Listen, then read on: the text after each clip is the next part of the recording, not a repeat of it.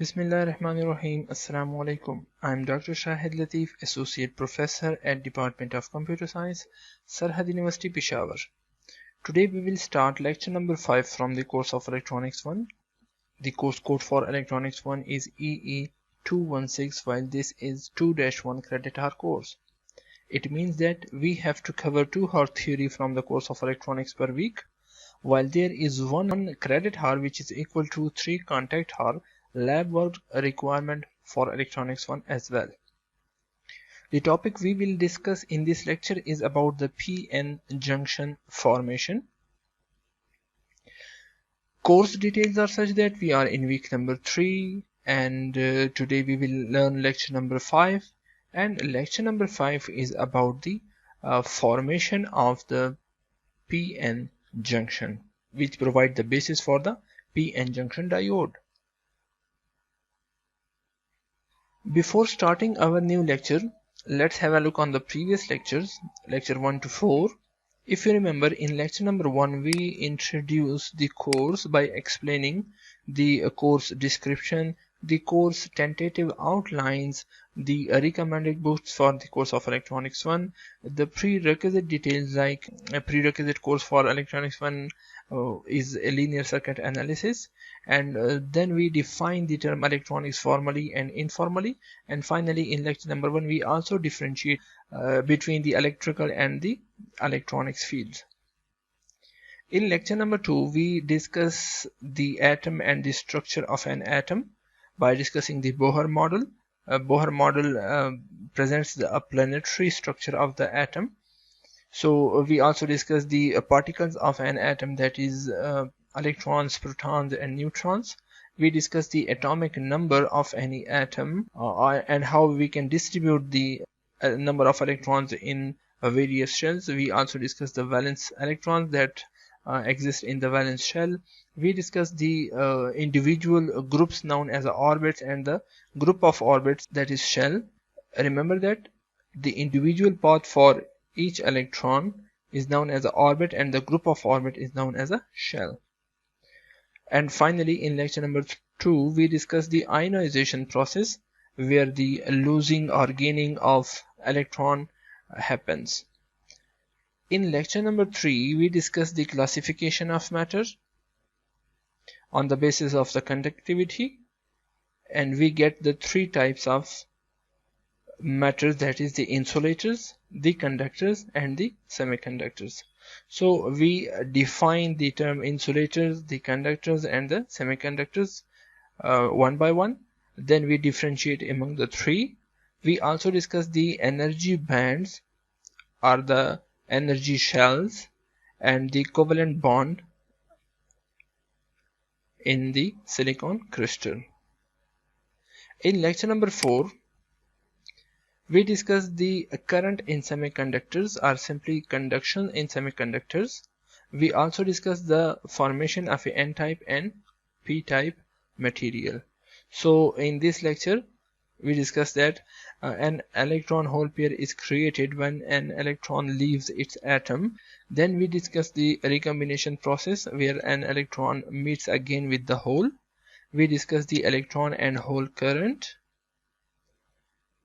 In this lecture we also discuss a process that known as a doping, where an impurity is added into a pure or intrinsic silicon crystal. At the end of this lecture we also discuss the formation of the n-type material and the formation of the p-type material. We discuss the majority and minority charge carriers inside an n-type material and the p-type material. Today in this lecture we will discuss the p-n junction formation. We will also discuss the diffusion of particles across a p-n junctions. We will discuss the formation of the depletion region as well. What is a barrier potential and what is its significance? We will also discuss it in that section of the lecture. Similarly, what are the values of a barrier potential in case of silicon and in case of germanium? What is energy diagram and how the energy diagrams differs during the p-n junction and the depletion region formation. Similarly, we will discuss the energy Hill diagram as well. Recommended books for this course include Electronic Devices with Conventional Current Version, authored by Thomas L. Floyd. We are using 10th edition of this book. If you have any latest edition or even an older edition, it is also acceptable. Similarly, the second book is Electronic Devices with Electron Flow Version, authored by the same author, that is Thomas L. Floyd. Again, we are using the 10th edition of this book. So these are the two recommended books for this lecture as well as for this course, but you will see that majority of the contents of this lecture are taken from the first book, that is Electronic Devices with Conventional Current Version. So starting with the p-type and n-type material. Again, just for a minute or two, we will revise that what is a p-type and n-type material. If you remember, a p-type silicon material consists of silicon atoms along with trivalent impurity atoms. For example, in this case we consider the boron atom. A boron atom adds a hole in a silicon crystal. यानी silicon का जो crystal होगा उसमें एक boron atom की वजह से एक होल जो है वो क्रिएट होगा. तो मल्टीपल बोरॉन एटम्स को ऐड करने से हमारे पास मल्टीपल होल्स जो हैं वो क्रिएट होंगे सिलिकॉन क्रिस्टल के अंदर. However, the number of protons and number of electrons are still equal throughout the material. लेकिन चूंकि हम बोरॉन को एज अ होल ऐड कर रहे हैं एक कंप्लीट एटम, तो इसमें ऑलरेडी नंबर ऑफ इलेक्ट्रॉन्स और प्रोटॉन्स की तादाद बराबर होती है. सिमिलरली सिलिकॉन क्रिस्टल में भी नंबर ऑफ इलेक्ट्रॉन्स प्रोटॉन्स की तादाद बराबर होती है. सो इस बिना पर हम कह सकते हैं कि through out the material number of protons और नंबर ऑफ इलेक्ट्रॉन्स जो है वो इक्वल होते हैं. And as a result, there is no net charge in the material. और आपके इस सिलिकॉन क्रिस्टल पर किसी किस्म का चार्ज नहीं होता, या in other words, it is neutral. On the other hand, an n-type silicon material consists of silicon atoms along with the pentavalent impurity atoms. If you remember, n-type material बनाने के लिए हमें पेंटावैलेंट इम्प्योरिटी एटम्स को add करना पड़ा था, और in our case we consider the antimony as a pentavalent atom impurity. So when antimony atom releases an electron in a silicon crystal, it means that silicon crystal के अंदर एक एंटिमनी की वजह से हमारे पास एक इलेक्ट्रॉन एक्स्ट्रा वजूद में आता है. अगर आप मल्टीपल एंटीमनी एटम्स ऐड करेंगे, सो इसी सिलिकॉन क्रिस्टल के अंदर हमारे पास मल्टीपल इलेक्ट्रॉन्स जो है वो वजूद में आते जाएंगे, और इसी निस्बत से इलेक्ट्रॉन्स के एक्सेस होने की वजह से हम इस टाइप को एन टाइप सेमीकंडक्टर कंसीडर करते हैं. Again, an equal number of protons and electrons are there throughout the material, including free electrons. Thus, there will be no net charge in the material, or we can say that it will be neutral. In p region, there are many holes. That's why they are considered as a majority charge carrier, while there will be only a few thermally generated free electrons. हम already discuss कर चुके हैं कि जब हम p type material को बना रहे थे तो उस दौरान हमारे पास कुछ फ्री इलेक्ट्रॉन्स थर्मली जनरेट हो चुके थे. Thermally generated means by means of A heat energy. हमारे पास कुछ फ्री इलेक्ट्रॉन्स जो है वो वजूद में आ चुके थे. इन्हीं फ्री इलेक्ट्रॉन्स को फिर हमने माइनॉरिटी चार्ज कैरियर कंसीडर किया हुआ था inside the p region. On the other hand, in n region there are many free electrons, and these free electrons are considered as a majority charge carriers. However, only a few thermally generated holes are there too. यानी जिस तरह p region में था बिल्कुल उसी तरह, लेकिन उसके अपोजिट कि फ्री इलेक्ट्रॉन जो होंगे मेजॉरिटी चार्ज कैरियर होंगे, और थर्मली जनरेटेड होल्स होंगे जो कि तादाद में बहुत कम होंगे as when compare to the majority charge carrier free electrons. लेकिन ये थर्मली जनरेटेड होते हैं, सो हम इनको as a minority charge carrier के कंसिडर करते हैं.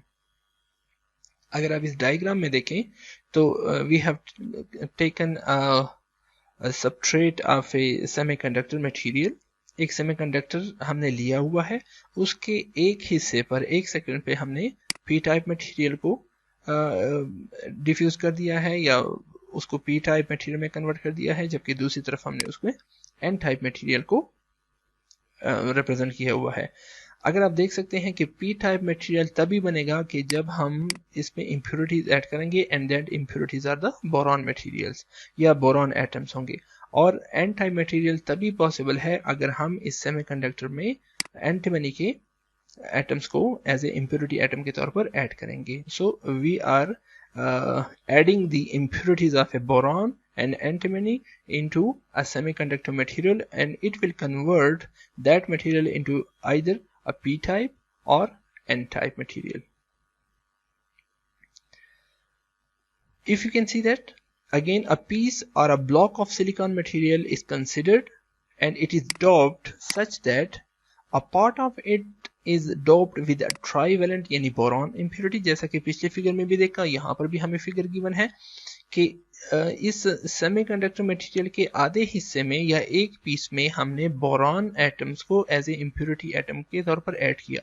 और बोरॉन चूंकि ट्राईवेलेंट है, तो ट्राईवेलेंट का मतलब उसके वैलेंस शेल में 3 इलेक्ट्रॉन्स हैं जो कि सिलिकॉन क्रिस्टल में 3 कोवेलेंट बॉन्ड बनाएंगे, और एक जो होगा इसके नेबर में सिलिकॉन एटम के साथ उसका कोवेलेंट बॉन्ड नहीं बन पाएगा, तो वहां पर उसमें डिफिशिएंसी ऑफ इलेक्ट्रॉन होगी, और जिसको हमने कंसीडर किया हुआ था कि ये हमें एक होल प्रोवाइड करेगा। while the other part with a pentavalent impurity atom, जबकि दूसरी साइड पे अगर हम देखें तो इसी सेमीकंडक्टर मटेरियल के अंदर हमने एंटीमनी को ऐड करना है, और एंटीमनी जो है वो पेंटावेलेंट है यानी उसकी वैलेंस शेल में 5 इलेक्ट्रॉन्स हैं, तो 4 जो है वो क्रिस्टलाइन स्ट्रक्चर को फॉलो करते हुए अपने नेबर्स में से एक के साथ कोवेलेंट बॉन्ड बनाएगा, लेकिन एक इलेक्ट्रॉन ऐसा होगा जो कि एक्सेस में होगा and that will be considered as a free electron। तो एक एंटीमनी की वजह से हमारे पास एक फ्री इलेक्ट्रॉन जो है यहाँ पर क्रिएट होगा, मल्टीपल एंटीमनीज की वजह से हमारे पास मल्टीपल फ्री इलेक्ट्रॉन्स क्रिएट होंगे। तो पी टाइप तरफ में हमारे पास होल्स, जबकि एन टाइप में हमारे पास फ्री इलेक्ट्रॉन जो है वो क्रिएट होंगे। अ boundary called the p-n junction is formed between p-type and n-type portions, और इन n-type और p-type को जब हम क्रिएट करते हैं या उनको बनाते हैं तो इनके बीच में जो बाउंड्री है, जो इनका मीटिंग पॉइंट है, that is known as a p-n junction। The p-n junction is the basis for diodes। आगे आने वाले लेक्चर्स में जितने भी हम p-n junction डिवाइसेस पढ़ेंगे या जितने भी हम इलेक्ट्रॉनिक डिवाइसेस पढ़ेंगे, लाइक फॉर एग्जांपल उसमें हमारे पास डायोड है, उसमें हमारे पास मल्टीपल ट्रांजिस्टर्स हैं, उसमें हमारे पास सोलर सेल्स हैं, और इसके अलावा और बहुत सारे दूसरे डिवाइसेस हैं। तो ये पी-एन जंक्शन कॉन्सेप्ट जो है ये उनको बेसिस प्रोवाइड करता है, यानी वो तमाम डिवाइसेस जो आगे आने वाले हैं वो नॉर्मली पी-एन जंक्शंस की बेसिस पर बनाए जाते हैं। Basic diode structure. Now let's consider a diode कि डायोड क्या चीज़ है और उसका बेसिक स्ट्रक्चर क्या होगा या हम उसको कैसे बनाएंगे।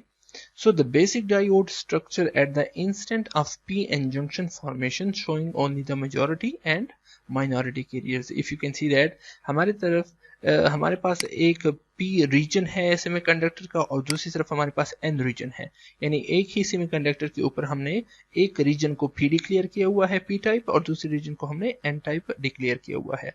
So if you can see that clearly there are holes in the p region represented by white holes। या आपको white कलर में holes नजर आ रहे हैं ना, they are representing the holes, ठीक है। जबकि हमारे पास इसमें एक दुक्का फ्री इलेक्ट्रॉन भी हमें शो किया गया है जो कि इस मटेरियल के अंदर, इस पी रीजन के अंदर रैंडमली ड्रिफ्टिंग कर रहा है, मूवमेंट कर रहा है। सो अगेन हम कह सकते हैं कि पी रीजन में जो होल्स हैं दे आर द मेजॉरिटी, जबकि इलेक्ट्रॉन जो है they are the minority. On the other hand अगर हम देखें एन रीजन में तो यहाँ पर हमारे पास बहुत सारे इलेक्ट्रॉन्स हैं जो कि रैंडम मूवमेंट कर रहे हैं, जबकि इक्का दुक्का हमारे पास होल्स भी हैं, ठीक है। सो मेजॉरिटी कैरियर यहाँ पर फ्री इलेक्ट्रॉन्स हैं जबकि माइनॉरिटी कैरियर्स यहाँ पर होल्स हैं। इन दोनों रीजन्स के बीच में जो आपको येलो कलर की लाइन नजर आ रही है that is the meeting point. Meeting point mean जहां पर ये दोनों रीजन आपस में टच कर रहे हैं, जहां पर ये दोनों रीजन आपस में मिल रहे हैं, that is known as a P N junction. और यही पी एन जंक्शन फिर हमारे पास बेसिक डायोड की स्ट्रक्चर में यूज होगा। Now the formation of the depletion region. Depletion region जब जो हमारे पास पी एन जंक्शन था उसी के साथ हमारे पास एक रीजन बनता है जिसको डिप्लेशन रीजन कहा जाता है। ये डिप्लेशन रीजन कैसे वजूद में आता है? The free electrons in the n region are randomly drifting in all directions. Remember that कि जो free electrons हैं n region में वो random motion में all directions में random directions में drifting कर रहे हैं यानी movement कर रहे हैं। At the instant of the p-n junction formation, और जिस वक्त हमारे पास p-n junction वजूद में आता है यानी वो दोनों layers आपस में मिलते हैं, the free electrons near the junction in the n region begin to diffuse across the p-n junction into the p region.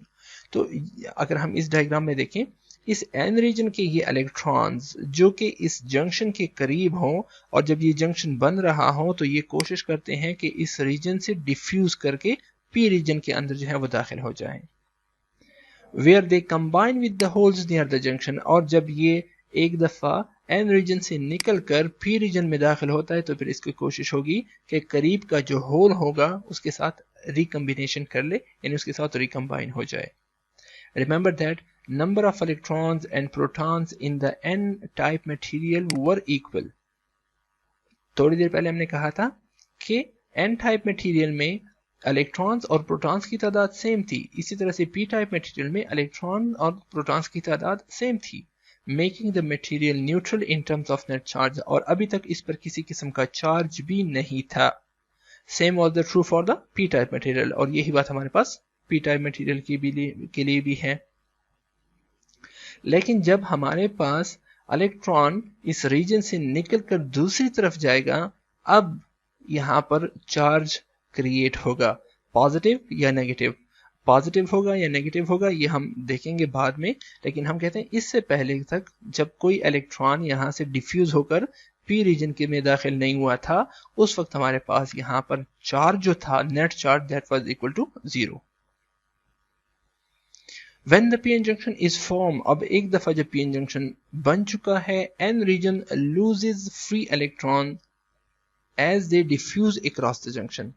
आपका n region कुछ इलेक्ट्रॉन जो कि जंक्शन के करीब थे वो लूज कर जाता है और वो इलेक्ट्रॉन डिफ्यूज होकर p-n junction के दूसरी तरफ चले जाते हैं, creating a layer of positive charge. और जब एक इलेक्ट्रॉन निकलेगा इस n रीजन में से तो पॉजिटिव चार्ज क्रिएट होगा नियर द जंक्शन, यानी इस जंक्शन के करीब यहाँ पर पॉजिटिव चार्ज क्रिएट हो जाएगा। If you can see that, एक इलेक्ट्रॉन के निकल जाने की वजह से यहाँ पर हमारे पास पॉजिटिव चार्ज जो है वो क्रिएट होगा because of leaving of one electron. As the electron move across the p-n junction, p region loses holes. The electrons and holes recombine. और हम कहते हैं जब आपका यही इलेक्ट्रॉन दूसरी तरफ चला गया और वहां पर मौजूद होल के साथ रिकम्बाइन हुआ तो हमारे पास p रीजन्स में मौजूद जितने होल्स थे उसमें से एक की कमी हो जाती है, यानी एक इलेक्ट्रॉन कम हुआ n रीजन में से क्योंकि p की तरफ चला गया, यहाँ पर पॉजिटिव चार्ज क्रिएट हुआ।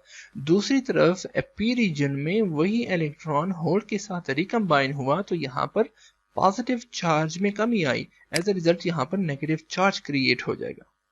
पॉजिटिव लूज कर गया ना तो नेगेटिव की तादाद बढ़ गई क्योंकि प्रोटॉन्स और इलेक्ट्रॉन्स की तादाद इक्वल थी, होल्स पर पॉजिटिव चार्ज था, तो अगर पॉजिटिव चार्ज खत्म हो जाएगा तो इसका मतलब है यहाँ पर ऑब्वियसली नेगेटिव चार्ज क्रिएट हो जाएगा। तो एक तरफ इलेक्ट्रॉन के जाने की वजह से पॉजिटिव चार्ज बन रहा है, आप ये कंसीडर कर लें कि दूसरी तरफ इलेक्ट्रॉन के आने की वजह से नेगेटिव चार्ज बन रहा है। These two layers of positive and negative charges form the depletion region, और यूं मुसलसल हमारे पास पॉजिटिव और नेगेटिव आयंस की या चार्जेस की एक दीवार बन जाती है, एक लेयर बन जाती है, और इन लेयर्स को क्या कहा जाता है, they are known as a depletion region. As shown in figure 1.19b, आगे आने वाली स्लाइड्स में ये शो किया गया है।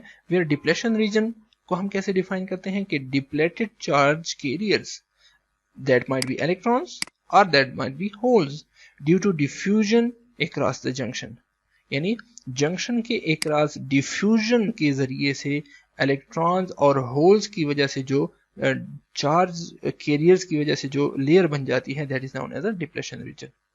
The depletion region is formed very quickly, ये प्रोसेस बड़ा शॉर्ट टाइम में होता है। So it is very thin compare to the N region and P region, और एन रीजन और पी रीजन के मुकाबले में इसका साइज जो है वो बड़ा थिन होता है। Like here you can see that कि इलेक्ट्रॉन के निकलने की वजह से यहाँ पर पॉजिटिव चार्ज की लेयर बन जाती है, और इलेक्ट्रॉन्स के आने की वजह से या होल्स के कंज्यूम होने की वजह से, रिकम्बिनेशन की वजह से यहाँ पर नेगेटिव चार्ज बन जाती है। अब जिस इलाके में, जिस रीजन में, जिस एरिया में ये आयंस मौजूद हों या यहाँ पर ये चार्जेस मौजूद हों, उस एरिया को, उस रीजन को हम क्या कहेंगे? That will be the depletion reason. After the initial flow of free electron across the p-n junction, depletion region expands to a point where equilibrium is established. जब p-n junction formation बन चुका, उसके बाद depletion region बन रहा था, तो शुरू में हमारे पास इलेक्ट्रॉन्स की फ्लो ज्यादा होती थी, तो डिप्लेशन रीजन एक्सपेंड हो रहा था। लेकिन एक टाइम ऐसा आ जाता है कि आपका इक्विलिब्रियम एस्टेब्लिश हो जाता है, मतलब आपका डिप्लेशन रीजन अब मजीद वाइडन नहीं हो सकता। क्यों? क्योंकि मजीद इलेक्ट्रॉन्स आपके इस जंक्शन को क्रॉस करने के काबिल नहीं रहते। यानी ये जो हमारे पास ये लेयर है, या ये जो हमारे पास रुकावट बन चुकी है इन पॉजिटिव और नेगेटिव चार्जेस की, ये अब इन मजीद इलेक्ट्रॉन्स को डिफ्यूज होने नहीं दे रहे।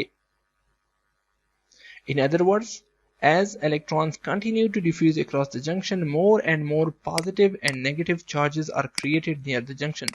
और इसकी एक वजह ये भी है कि हमारे पास चूंकि इस जंक्शन के करीब पॉजिटिव और नेगेटिव चार्जेस की एक लेयर बन जाती है, और ये लेयर वक्त के साथ साथ एक्सपेंड होती जा रही है। सो एक पॉइंट ऐसा आ जाता है कि the total negative charge in the depletion region, के डिप्लेशन रीजन में मौजूद जो नेगेटिव चार्ज है, they repels any further diffusion of electron. ये नेगेटिव चार्ज यहाँ पे आप देख सकते हैं, ये नेगेटिव चार्ज इतना तगड़ा हो जाता है कि ये इन इलेक्ट्रॉन्स को रिपेल करता है और उनको डिफ्यूज होने से रोकता है। क्योंकि हमें पता है कि जब हमारे पास सेम चार्जेस होंगे तो उनमें फोर्स ऑफ रिपल्शन होगी, तो यहाँ पर इन नेगेटिव चार्ज का इन इलेक्ट्रॉन पर जो फोर्स ऑफ रिपल्शन है वो बहुत ज्यादा स्ट्रॉन्गर हो जाता है, और अब ये इलेक्ट्रॉन्स इस डिप्लेशन रीजन को क्रॉस करने के काबिल नहीं होते।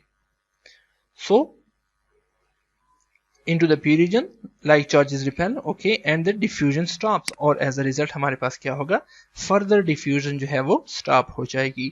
Here the depletion region act as a barrier to the further movement of electrons across the p junction, और इस केस में हमारे पास ये मौजूद जो इलेक्ट्रॉन्स, जो डिप्लेशन रीजन में मौजूद जो चार्जेस हैं, या as a hole depletion region जो है वो एज ए बैरियर के तौर पर, यानी रुकावट के तौर पर बिहेव कर रहा है। किसके लिए? Further movement of the electrons to cross the junction, यानी जंक्शन को क्रॉस करने के लिए जो इलेक्ट्रॉन्स थे और उनकी मूवमेंट थी, अब ये डिप्लेशन रीजन उनको रोक रहा है, एज ए बैरियर के तौर पर एक्ट कर रहा है। You can see that in figure 1.19b, for every electron that diffuses across the junction and combines with the hole, हर एक इलेक्ट्रॉन जो कि डिफ्यूज होता है अक्रॉस द जंक्शन, यानी इस जंक्शन के अक्रॉस डिफ्यूज होता है, लाइक ओवर हियर, निकल कर दूसरी तरफ चला गया, and combine with the hole, और होल के साथ कंबाइन होता है। फॉर एग्जांपल इस केस में हमने ये कंसीडर कर लिया। A positive charge is left in the N region, N region में पॉजिटिव चार्ज बन जाता है, and a negative charge is created in a P region, जबकि पी रीजन की तरफ हमारे पास नेगेटिव चार्ज क्रिएट हो जाता है, फॉर्मिंग अ बैरियर पोटेंशियल, और यहाँ पर एक बैरियर बन जाता है जिसको नॉर्मल पोटेंशियल से फिर क्रॉस नहीं किया जा सकता, बल्कि इसके लिए एक मखसूस पोटेंशियल चाहिए होगी, एक amount of energy, amount of voltage चाहिए होगी, जिसको हम कहते हैं barrier potential. This action continue until the voltage of the barrier repels further diffusion. ये डिप्लेशन रीजन या बैरियर पोटेंशियल तब तक बना रहता है या बनता रहता है जब तक हमारा ये वोल्टेज इस काबिल नहीं होता कि वो फर्दर डिफ्यूजन को रिपेल कर सके, यानी उसको स्टॉप कर सके। The blue arrows between the positive and negative charges in the depletion region represents the electric field. और यहाँ पर पॉजिटिव और नेगेटिव चार्जेस हैं जंक्शन के दोनों अतराफ में जो कि बनाती हैं इलेक्ट्रिक फील्ड, और ये blue lines electric field lines को रिप्रेजेंट कर रही हैं। तो इसका मतलब है कि यहाँ पर देखिए मुसलसल हमारे पास इलेक्ट्रिक फील्ड जो है वो बन जाता है like over there. What are the energy diagrams for a PN junction and for a depletion region? The valence band and the conduction band in N-type materials are at slightly lower energy levels than the valence band and conduction band in P-type materials. जरा इन दोनों चीजों को compare करके देखें। हम कहते हैं एक N-type मटेरियल है और एक P-type मटेरियल है। N-type मटेरियल के अंदर जो वैलेंस बैंड और कंडक्शन बैंड होते हैं या वैलेंस बैंड और कंडक्शन बैंड के जो एनर्जी लेवल्स हैं वो पी टाइप मटेरियल के वैलेंस बैंड और कंडक्शन बैंड से थोड़े से लोअर होंगे, because P type material are due to the trivalent impurities, जबकि N type materials are due to the pentavalent impurities. तो अगर हम पेंटावेलेंट और ट्राइवेलेंट को कंपेयर करके देखें, the trivalent impurities exerts lower forces on the valence electrons. इस बात को समझे, ट्राइवेलेंट का मतलब है कि उसके वैलेंस शेल में 3 इलेक्ट्रॉन्स हों। लाइक यहाँ पर बोरॉन को हमने एग्जांपल लिया हुआ है, तो एक तो ये हमारे पास सेकंड शेल है, दूसरा नंबर ऑफ इलेक्ट्रॉन्स की तादाद कम है, तो इसका मतलब है न्यूक्लियस के साथ जो फोर्स ऑफ अट्रैक्शन होगी वो भी यहाँ पर वीक होगी। या इन अदर वर्ड्स हम कह सकते हैं कि अगर हम इसको फोर्स ऑफ अट्रैक्शन की नहीं, अगर हम यहाँ पर इसको एनर्जी प्रोवाइड करें तो बहुत इजीली हम कह सकते हैं कि हम इन वैलेंस इलेक्ट्रॉन्स को यहाँ से इजेक्ट कर सकते हैं। सो दोनों बातें सही हैं कि trivalent impurity exert lower forces on the valence electron than the pentavalent impurities, जबकि यहाँ पर पेंटावेलेंट का इन इलेक्ट्रॉन्स पर जो फोर्स होगा वो कंपैरेटिवली ज्यादा है as compare to the trivalent. Thus electron in p-type have greater energy.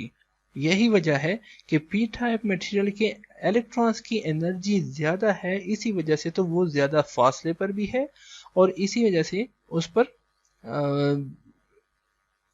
जो है उसका जो लेवल होगा, एनर्जी लेवल, वो ट्राइवेलेंट के मुकाबले में ज्यादा होगा।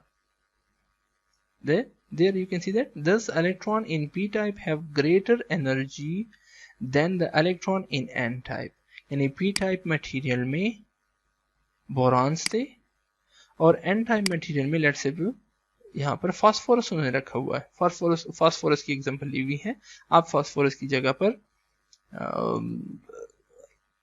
एंटीमनी को भी यूज कर सकते हैं।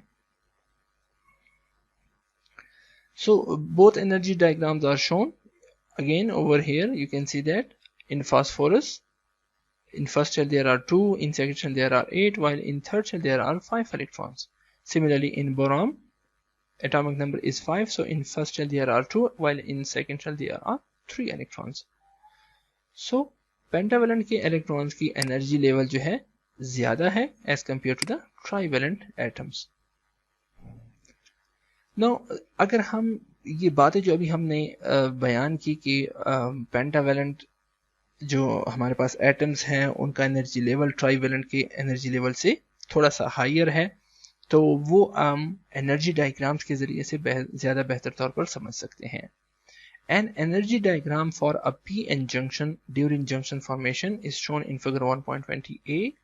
Here valence band and conduction band in n region are at lower energy levels than those in p region. Again वही बात है कि valence band और conduction band n region का अलग से हम शो करेंगे, जबकि valence band और conduction band p region का हम अलग से शो करेंगे। तो you will see that कि n region वाला जो है वो lower energy levels है than the p region.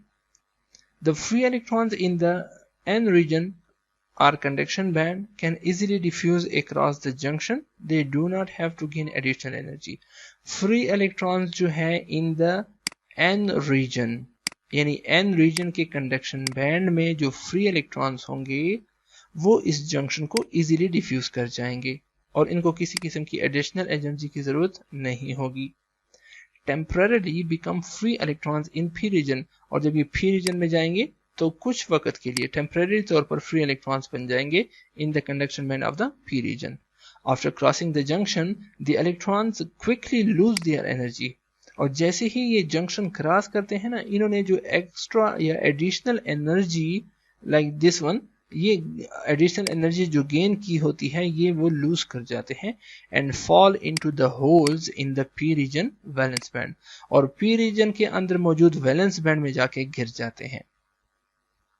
Here you can see that हमारे पास पी रीजन है और हमारे पास एन रीजन है. तो पी रीजन का वैलेंस बैंड और conduction band energy point of view से ज्यादा है, जबकि एन रीजन की जो हमारे पास एनर्जी लेवल्स हैं वो यहाँ पर लोअर शो की गई हैं. So here you can see that कि again this is the valence band of the N region, this is the valence band of the P region. ऊपर वाले जो हैं वो कंडक्शन बैंड्स हैं एन रीजन के और पी रीजन के. तो जैसे ही हमारे पास पी एन जंक्शन बन रहा होता है, हम कहते हैं एन रीजन से कुछ इलेक्ट्रॉन्स जो है वो डिफ्यूज हो जाते हैं और पी रीजन में शामिल हो जाते हैं, पी रीजन के कंडक्शन बैंड में. जब ये पी रीजन में आ जाते हैं तो कुछ इस जंक्शन को क्रॉस करने के दौरान एनर्जी लूज कर जाते हैं और कुछ इस पी रीजन के अंदर अपनी गेन शुदा एनर्जी को लूज करेंगे. तो क्या करेंगे, ये वैलेंस बैंड में गिर जाते हैं. किसके वैलेंस बैंड में? पी रीजन के वैलेंस बैंड में.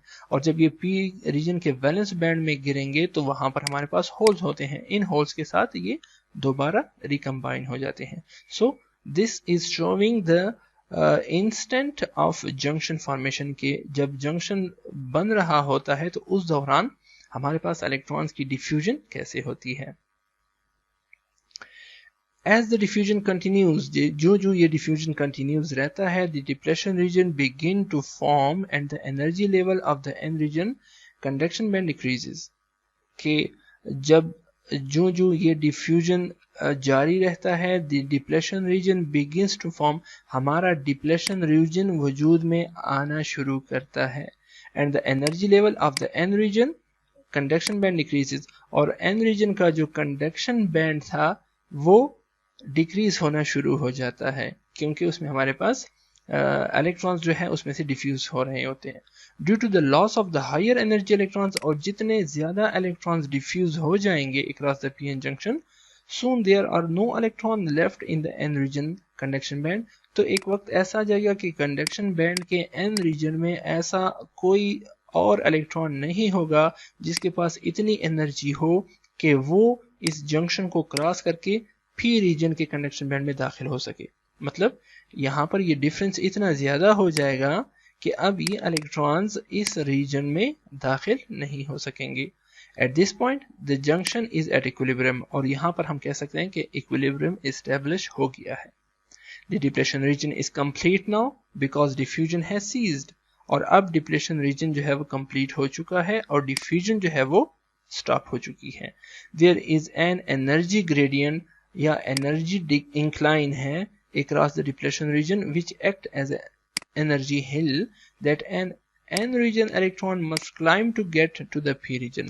और हम यूं कह सकते हैं या हम यूं देख सकते हैं कि n रीजन और p रीजन के कंडक्शन बैंड में एक एनर्जी इंक्लाइन या एनर्जी हिल वजूद में आ जाता है.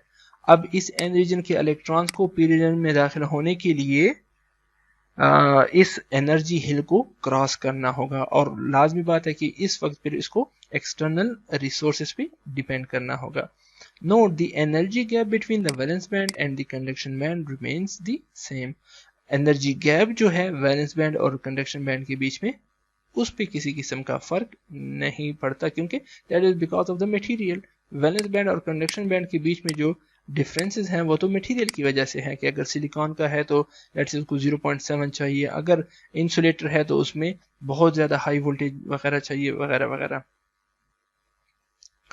इस डायग्राम में हम देख सकते हैं कि देखिए यहाँ पर ये लेवल इस्टेब्लिश हो चुका है, यानी आपका जो एन रीजन था उसका कंडक्शन बैंड पी रीजन के कंडक्शन बैंड से बहुत ज्यादा लो हो चुका है या उसके बिल्कुल बॉटम पे जो है वो आ चुका है. यानी एन रीजन का कंडक्शन बैंड और पी रीजन के कंडक्शन बैंड में हमारे पास गैप आ चुका है।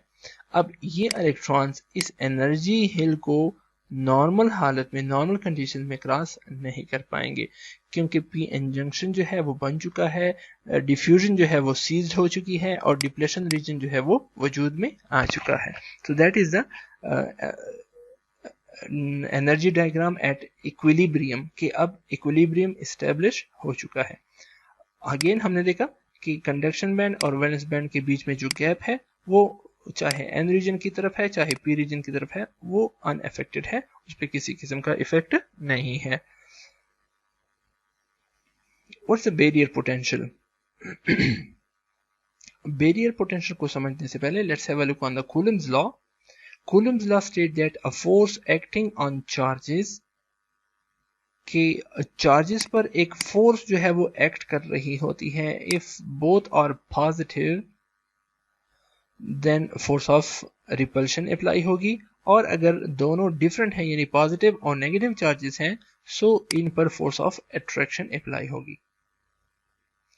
In depletion region, many positive and negative charges on opposite sides of a p-n junction. हमने कहा डिप्लेशन रीजन में एक तरफ पॉजिटिव चार्जेस, दूसरी तरफ नेगेटिव चार्जेस होती हैं p-n junction के दोनों अतराफ में। So the forces between the opposite charges form an electric field. अब लाजमी बात है कि अपोजिट चार्जेस हैं, तो ये पॉजिटिव और नेगेटिव चार्जेस के बीच में हमारे पास फोर्स ऑफ अट्रैक्शन होगी, और यही फोर्स ऑफ अट्रैक्शन जो है इलेक्ट्रिक फील्ड का बाइस बनता है। Figure 1.19b is showing a blue arrows between positive and negative charges. जैसा कि हम पहले भी देख चुके हैं कि फिगर 1.19 में कि हमारे पास जो ब्लू लाइंस थी वो शो कर रही थी पॉजिटिव और नेगेटिव चार्जेस के बीच में इलेक्ट्रिक फील्ड को। This electric field is a barrier to the free electrons in the N region, और यही इलेक्ट्रिक फील्ड अब इस फ्री इलेक्ट्रॉन्स को जो कि एन रीजन में है बैरियर के तौर पर रोक रहे हैं, या बैरियर की तरह उसको रुकावट जो है वो प्रेजेंट कर रहे हैं, उसको डिफ्यूज नहीं होने दे रहे। Thus external energy must be applied to get to the electrons to move across the barrier. अब इस बैरियर को क्रॉस करने के लिए हमें एक्सटर्नल एनर्जी पर दारोमदार करना होगा। So that external energy is actually the amount of a potential difference or the amount of a voltage. The potential difference of the electric field across the depletion region is the amount of voltage required to move electrons through the electric field. यानी इस electric field के through इन electrons को move करवाने के लिए जो amount of voltage हमें चाहिए होगी, that is known as a depletion region potential या सिंपली बैरियर पोटेंशियल। हम चूंकि डिप्लेशन रीजन को हमने बैरियर कंसीडर किया, तो फिर हम इसको क्या कह सकते हैं, barrier potential. So the barrier potential is the potential difference of the electric field across the depletion reason, यानी डिप्लेशन रीजन के अक्रॉस जो इलेक्ट्रिक फील्ड बन चुका है, इसके दोनों अतराफ में जो पोटेंशियल डिफरेंस है, इसको हम कहते हैं बैरियर पोटेंशियल। यानी अगर एक 0 वोल्ट पे है, सपोज कर लें, और दूसरा जो है 1 वोल्ट पे है, तो ये 0 और 1 वोल्ट के बीच में 1 वोल्ट का डिफरेंस है, that 1 volt is known as a barrier potential. और यही वोल्टेज हमें चाहिए होगी कि हमारे इलेक्ट्रॉन्स मूव कर सकें इस बैरियर के cross. This potential difference is called the barrier potential and is expressed in volts. हम इसको नॉर्मली वोल्ट्स में रिप्रेजेंट करते हैं, और जो टिपिकल वैल्यूज हैं सिलिकॉन के लिए वो 0.7 वोल्ट है, जबकि जर्मेनियम के लिए 0.3 वोल्ट है। What is next in lecture number 6? Lecture number 6 में हम डायोड पढ़ेंगे, उसको डिफाइन करेंगे, डायोड की लफ्जी मानी क्या है और इसका हम फॉर्मली कैसे डिफाइन करेंगे, उसका ऑपरेशन कैसा है, वर्किंग कैसा है, ये भी हम देखेंगे। What is the electrical symbol for a diode, diode के लिए कौन सा सिंबल हम यूज करेंगे, और डायोड जो है मुख्तलिफ पैकेजेस में अवेलेबल हैं, तो वो पैकेजेस कौन कौन से हैं, उनकी कॉन्फ़िगरेशंस कैसी हैं, ये भी हम डिस्कस करेंगे। After that we will discuss the biasing of a diode. जब हम डायोड को बाइस करते हैं तो दो टाइप की बाइसिंग बनती है, एक को फॉरवर्ड बाइस कहा जाता है और एक को रिवर्स बाइस कहा जाता है।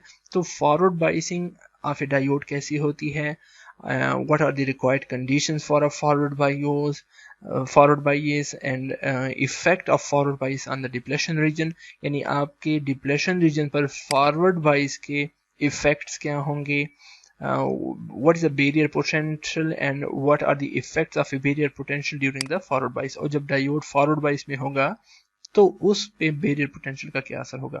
यानी मतलब ये है कि पहले आपने फॉरवर्ड बाइसिंग को सीखा, उसके लिए जो बैटरी की कंडीशंस थी या रिक्वायरमेंट्स थी वो आपने देखी, उसके बाद हम देखेंगे कि डिप्लेशन रीजन पर फॉरवर्ड बाइस के दौरान क्या असर पड़ता है। फिर हम देखेंगे कि अगर आइडियल केस नहीं है और आपके पास सिलिकॉन या जर्मीनियम का बैरियर पोटेंशियल भी आप कंसिडर कर रहे हो, तो फॉरवर्ड बाइस के दौरान इस बैरियर पोटेंशियल पर क्या असर पड़ेगा और इसका क्या असर होगा, ये भी हम डिस्कस करेंगे। Similarly in case of a reverse biasing a diode, what is a reverse bias, what are the required condition for a reverse bias, what is a reverse current and what are the reverse breakdown, etc etc। Thank you very much. That is all for today. If you have any question, you can ask me through my email address shahid.csit@soot.edu.pk. Once again, thank you very much.